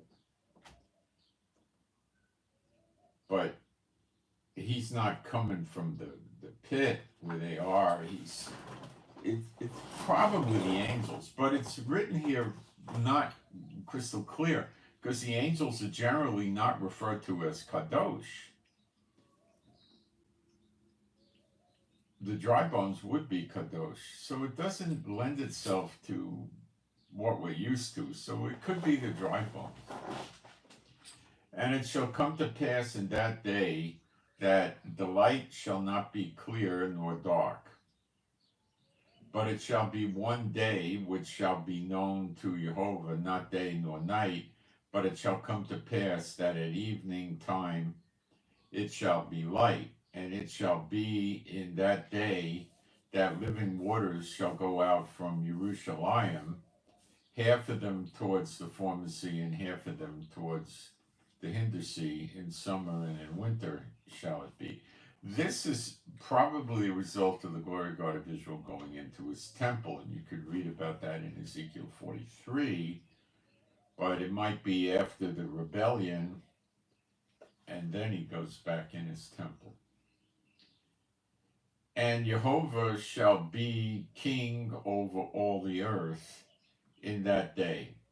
Shall there be one Lord and his name one? Well, all the nations he scattered the Israelites into, 100, 125 or more nations are gone. Okay, the nations are destroyed, so obviously this happens, right? The nations that don't get destroyed are just the nations that he never scattered the Israelites into. And you know he definitely scattered them into Israel, into America. So if you're going to tell me America's not the daughter of Babylon, then what are you going to do? Reject Jeremiah 30:11 and Jeremiah 46 verse 28, which reads almost identically? Now you're into another gospel if you're rejecting it. All the lands shall be. So do I care really how it gets destroyed? No, but you should understand it is America, the daughter of Babylon. You should really understand that. Jeremiah 50:51 and Isaiah 47 should help you. All the lands shall be turned as a plain from Geber to Ramon. That's the new heaven and the new earth, I believe. The valleys are brought up and the mountains are made low, and it shall be lifted up and inhabited in her place from Benjamin gate unto the place of the first gate, unto the corner gate, from the tower of Hananel unto the king's winepress. I believe when you study this, the size of Jerusalem has been expanded quite a bit. And men shall dwell in it, and there shall be no more utter destruction, but Jerusalem shall be safely inhabited. So if there's no more utter destruction, we can't have a Zechariah 12 and then 60, 70 years later have a Gog and Magog, Ezekiel 38:39. Now we could say that the Ezekiel 38:39 has nothing to do with Zechariah 12, but I think not. And this shall be the plague wherewith Jehovah will smite all the people that have fought against Jerusalem. Their flesh shall consume away from it shall consume away while they stand upon their feet, and their eyes shall consume away in their holes, and their tongues shall consume away in their mouth. Well, this would explain with their flesh. Doesn't it say flesh? Yeah, flesh consume away while they're standing. So what's left is their bones, and that's why the people are burying the bones in Ezekiel 38:39. It shall come to pass in that day that a great tumult from Jehovah shall be upon them, and they shall lay hold every one on the hand of his brother. And you see that in Ezekiel 38:39. The soldiers that are coming against Israel are killing each other. The guy next to him, they're killing each other. Shall lay hold every one on the hand of his neighbor, and his hand shall rise up against the hand of his neighbor. Now, we see something like this in Zechariah 12. Where? Let's see.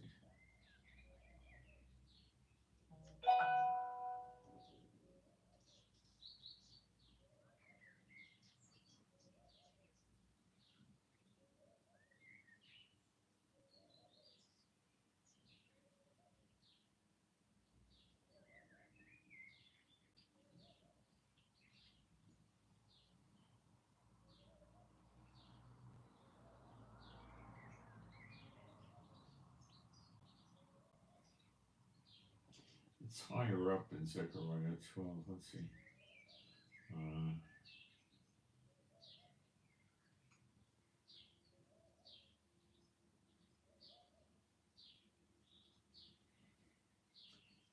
It says in Zechariah 12, for instance, verse 3 at the end, all the people of the earth gathered together against it. That's rather consistent with Ezekiel 38:39. In that day, saith Jehovah, I will smite every horse with astonishment, and his rider with madness. Well, the madness is now they're killing the soldier standing next to him. And I will open my eyes upon the house of Judah, and will smite every horse of the people with blindness.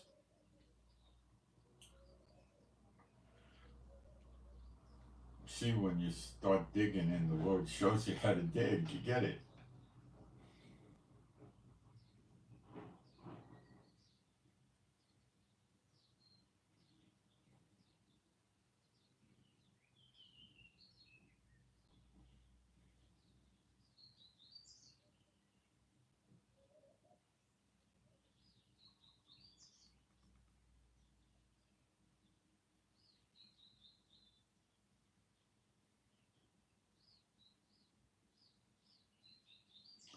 Um,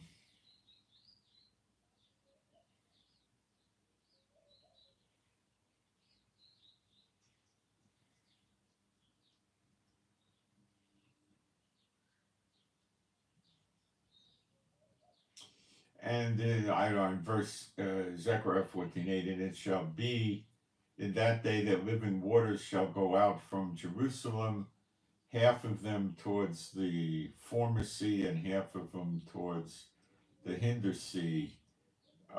In summer and in winter shall it be, and the Lord shall be king over all the earth. In that day there shall be one more than his name one. All the land shall be turned as a plain. We covered that.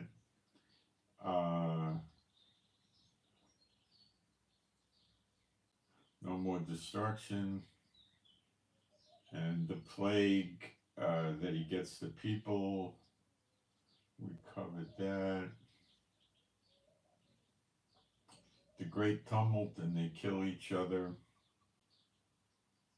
And Judah also shall fight at Jerusalem, and the wealth of all the heathen round about shall be gathered together, gold and silver and apparel in great abundance. And so shall be the plague of the horse and of the mule, the camel and the ass, and all the beasts that shall be in these tents, as his plague. That's likely because they dedicated these animals to their god, which is like what they do when they're Muslims, halal, kill an animal. And that's probably something to do with that. And it shall come to pass that every one that is left of all the heathen which came against Jerusalem shall go up from year to year to worship the King Jehovah of hosts and to keep the Feast of Tabernacles. So he's the king over the whole earth, because they all got to go up, whoever's left. And it shall be that whoso will not come up of all the families of the earth unto Jerusalem to worship the King Jehovah of hosts, even upon them shall be no rain. Who do you know has the power to shut the rain? The two witnesses. And if the family, now they get killed in Pergamos, where Satan's seat is, which he gives to the beast, which is in Cyprus, and that's where the beast temple is. That's where Satan's seat is. That's in Revelation 2. And if the family of Egypt go not up and come not, that have no rain, there shall be the plague wherewith Jehovah will smite the heathen that come not up to keep the Feast of Tabernacles. This shall be the punishment of Egypt and the punishment of all nations that come not up to keep the Feast of Tabernacles. In that day shall there be upon the bells of the horses holiness unto Jehovah, and the pots in the Lord's house shall be like the bowls before the altar. Yea, every pot in Jerusalem and Judah shall be holiness unto Jehovah of hosts, and all they, now he's not talking about greater Israel here, he's talking about Judah and Jerusalem. And all they that sacrifice shall come and take of them and seethe therein. And in that day there shall be no more Canaanite in the house of Jehovah of hosts. So if there's going to be a tribulation and they're going to go into the temple, then this makes no sense. So it makes sense. So this is the last bad stuff that happens to Israel. Hang on a second, I gotta see what this thing says. We're expecting packages and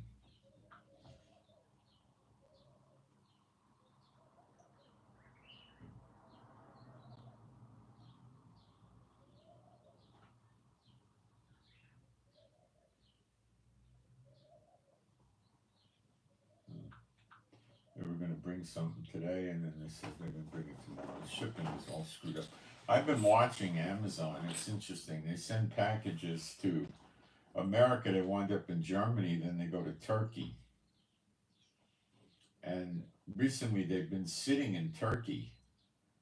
And Turkey doesn't let them come to Israel. So they're sending them back to Germany.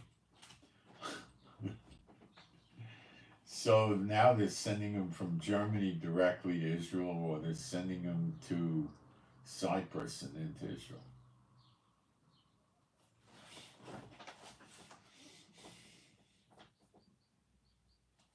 So what might happen here is we might have a peace deal.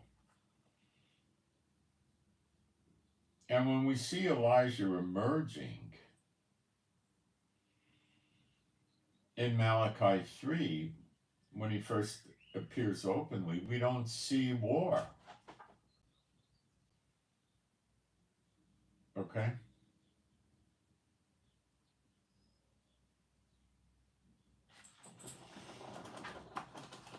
So, we're not out of the year of recompenses yet, but I don't have all the light of everything.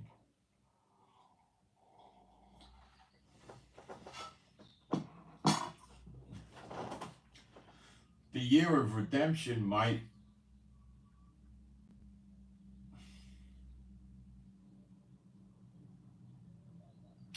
I'm not ready to put all the pieces together yet. Maybe we'll have the redemption and then a falling away very quickly. Or maybe it comes after the scriptures. It says it comes after the scriptures that contradict. Let me give you some individual scriptures that I made note of that are kind of interesting to this. Well, what you got to remember when he says it's the great day,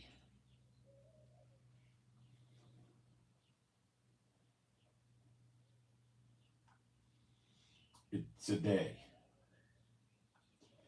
And this Rafah war, the invasion, hasn't happened yet.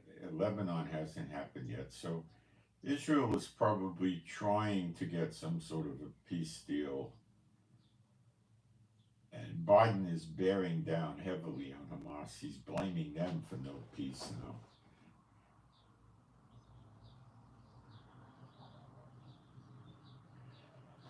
When Israel was redeemed from Egypt, they got out, the Egyptians got destroyed. So very likely, when you read Malachi 3, the bad ones in Israel are going to get destroyed, which is consistent with Ezekiel 34, which does not have to be part of the war, and I don't think it is. And that leaves the two witnesses, the two judges, running Israel, which is the way it was with Moses and Aaron. They were running Israel. Although Israel wasn't in Israel, they were running Israel. And that's what Isaiah 1 says. He's going to run Israel with the judges again, like at the first. Judges are basically prophets. We got two prophets coming. Revelation 11 calls the two witnesses prophets. We just got two of those coming. All right? And they're going to be the judges, and then we're going to have the counselors again. Okay? So when, like I said, I believe we're in a Jubilee year now, starting February 11th, which was when the year turned. And my wife thinks the preceding year was a Jubilee year. I don't take issue with that based on the crops. So when you have a Jubilee year, year 50, what's year 49? A Jubilee. I don't know how right she is. You know, I don't know. Maybe he gave us a Jubilee. Maybe he didn't. I don't know. A Jubilee, the 7 year. I'm sorry. A Yovel is the Jubilee. A Shemitah, she thinks it was a Shemitah year, the 7 year rotation. I don't know. She could be right. I don't know one way or the other. She's probably right, but I don't know. So they were redeemed from Israel, and then after they were redeemed from Egypt, after they were redeemed, then they were wandering around in the desert for a period of time, getting tested, and God was eliminating the bad ones before they came into the land. Elijah and Apostle John, the two witnesses, may be getting rid of the bad ones before the appearing of the sign of the Son of Man, or maybe at around the same time. I don't know. I'll keep digging, but I think they're the ones that eliminate them. So now you have in Israel being run by the two witnesses.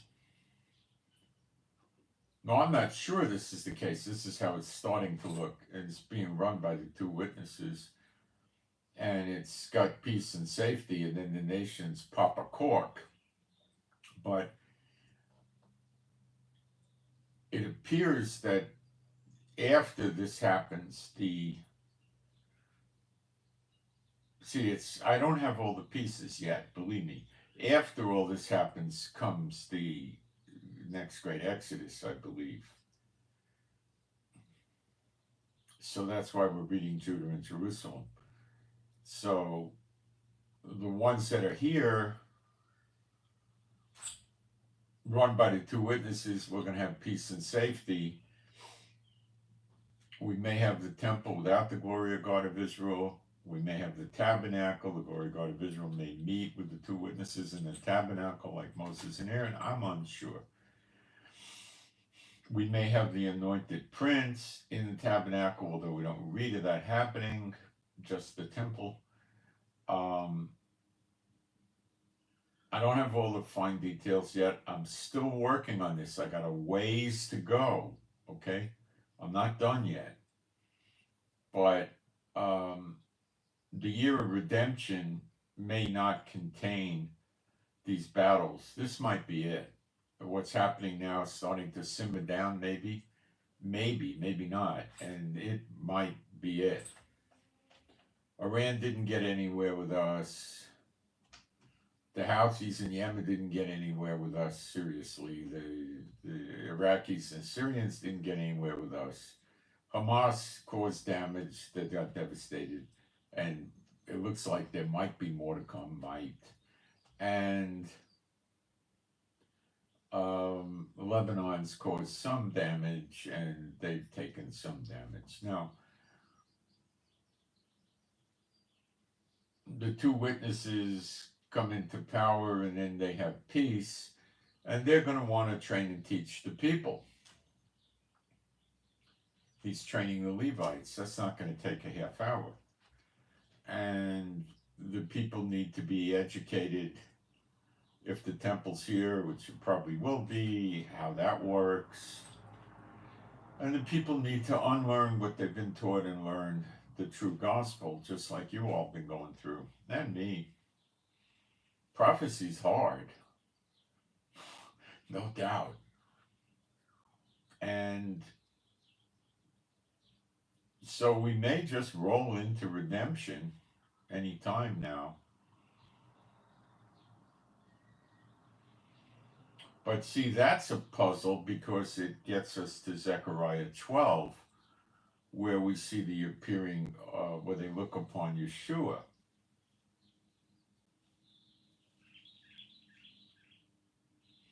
And the enemies are defeated. But all Israel is not here. So we have to leave the door open to maybe just those in Jerusalem and the house of David see him and get changed. I don't know. It doesn't make a lot of sense for me to interpret it that way. But,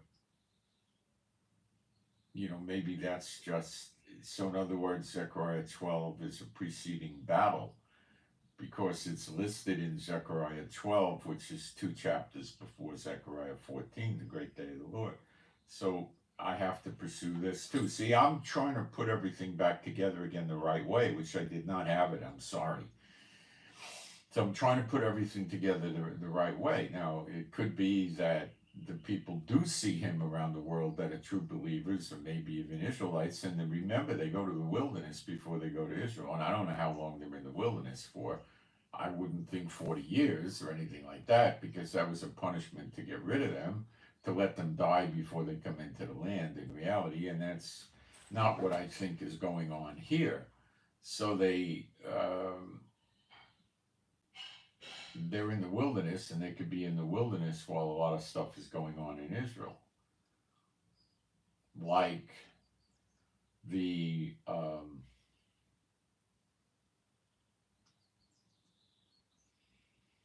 Zechariah 12. So we might have a Zechariah 12 may not actually be Gog and Magog. It may be a preceding thing.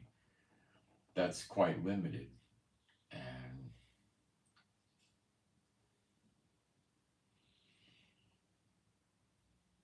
then we have to take into account, if the people saw Yeshua, why would they have to go to the wilderness and pass under the rod and enter the bond of the covenant?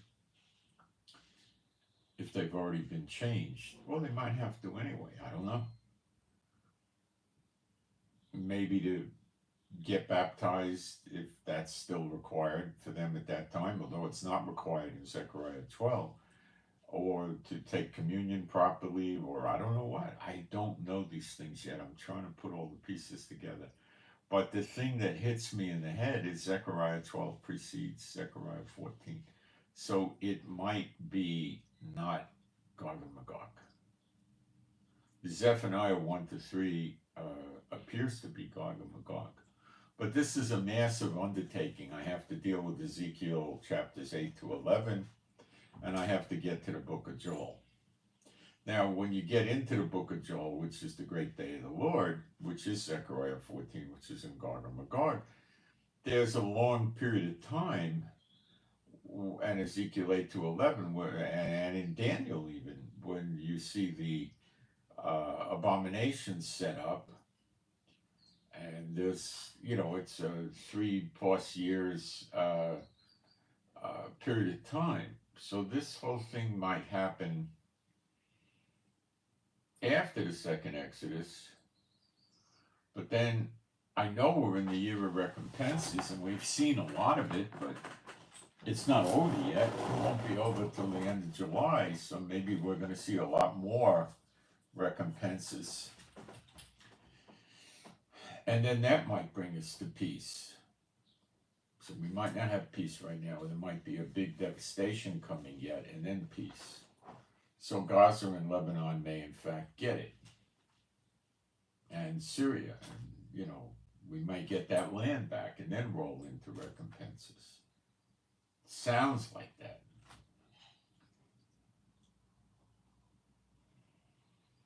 But I still can't really swallow the appearing of the Son of Man just for those in Jerusalem and the house of David.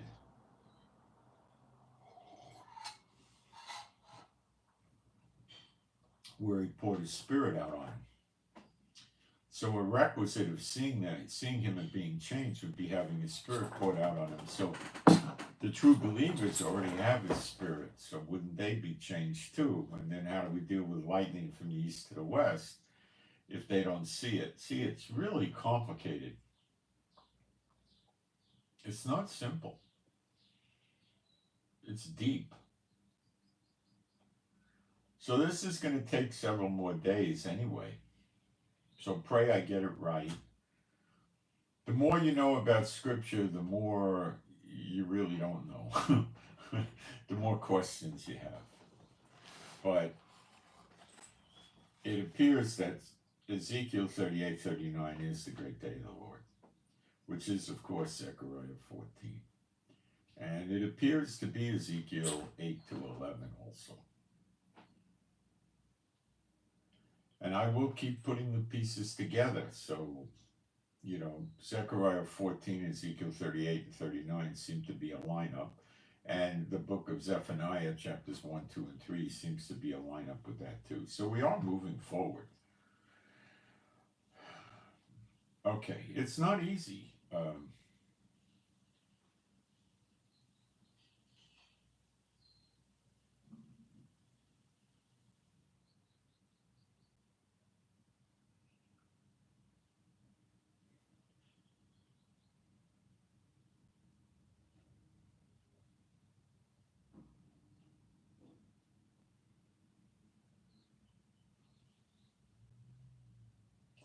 So,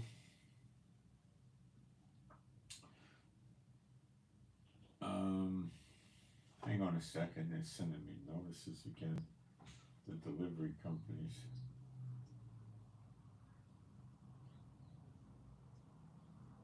No, they've delayed the delivery. They're sending every which way from Sunday. Okay, so what else can I tell you? That's about it right now.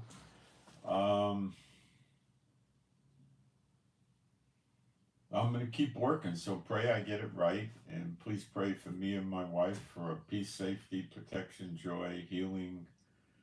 And pray for our finances, and pray for our animals and pets that are all rescues to be happy, healthy, and whole. And pray we don't have to go in the bomb shelters. And keep following me on Telegram. You'll get the intel news about the wars and what's going on in the Middle East.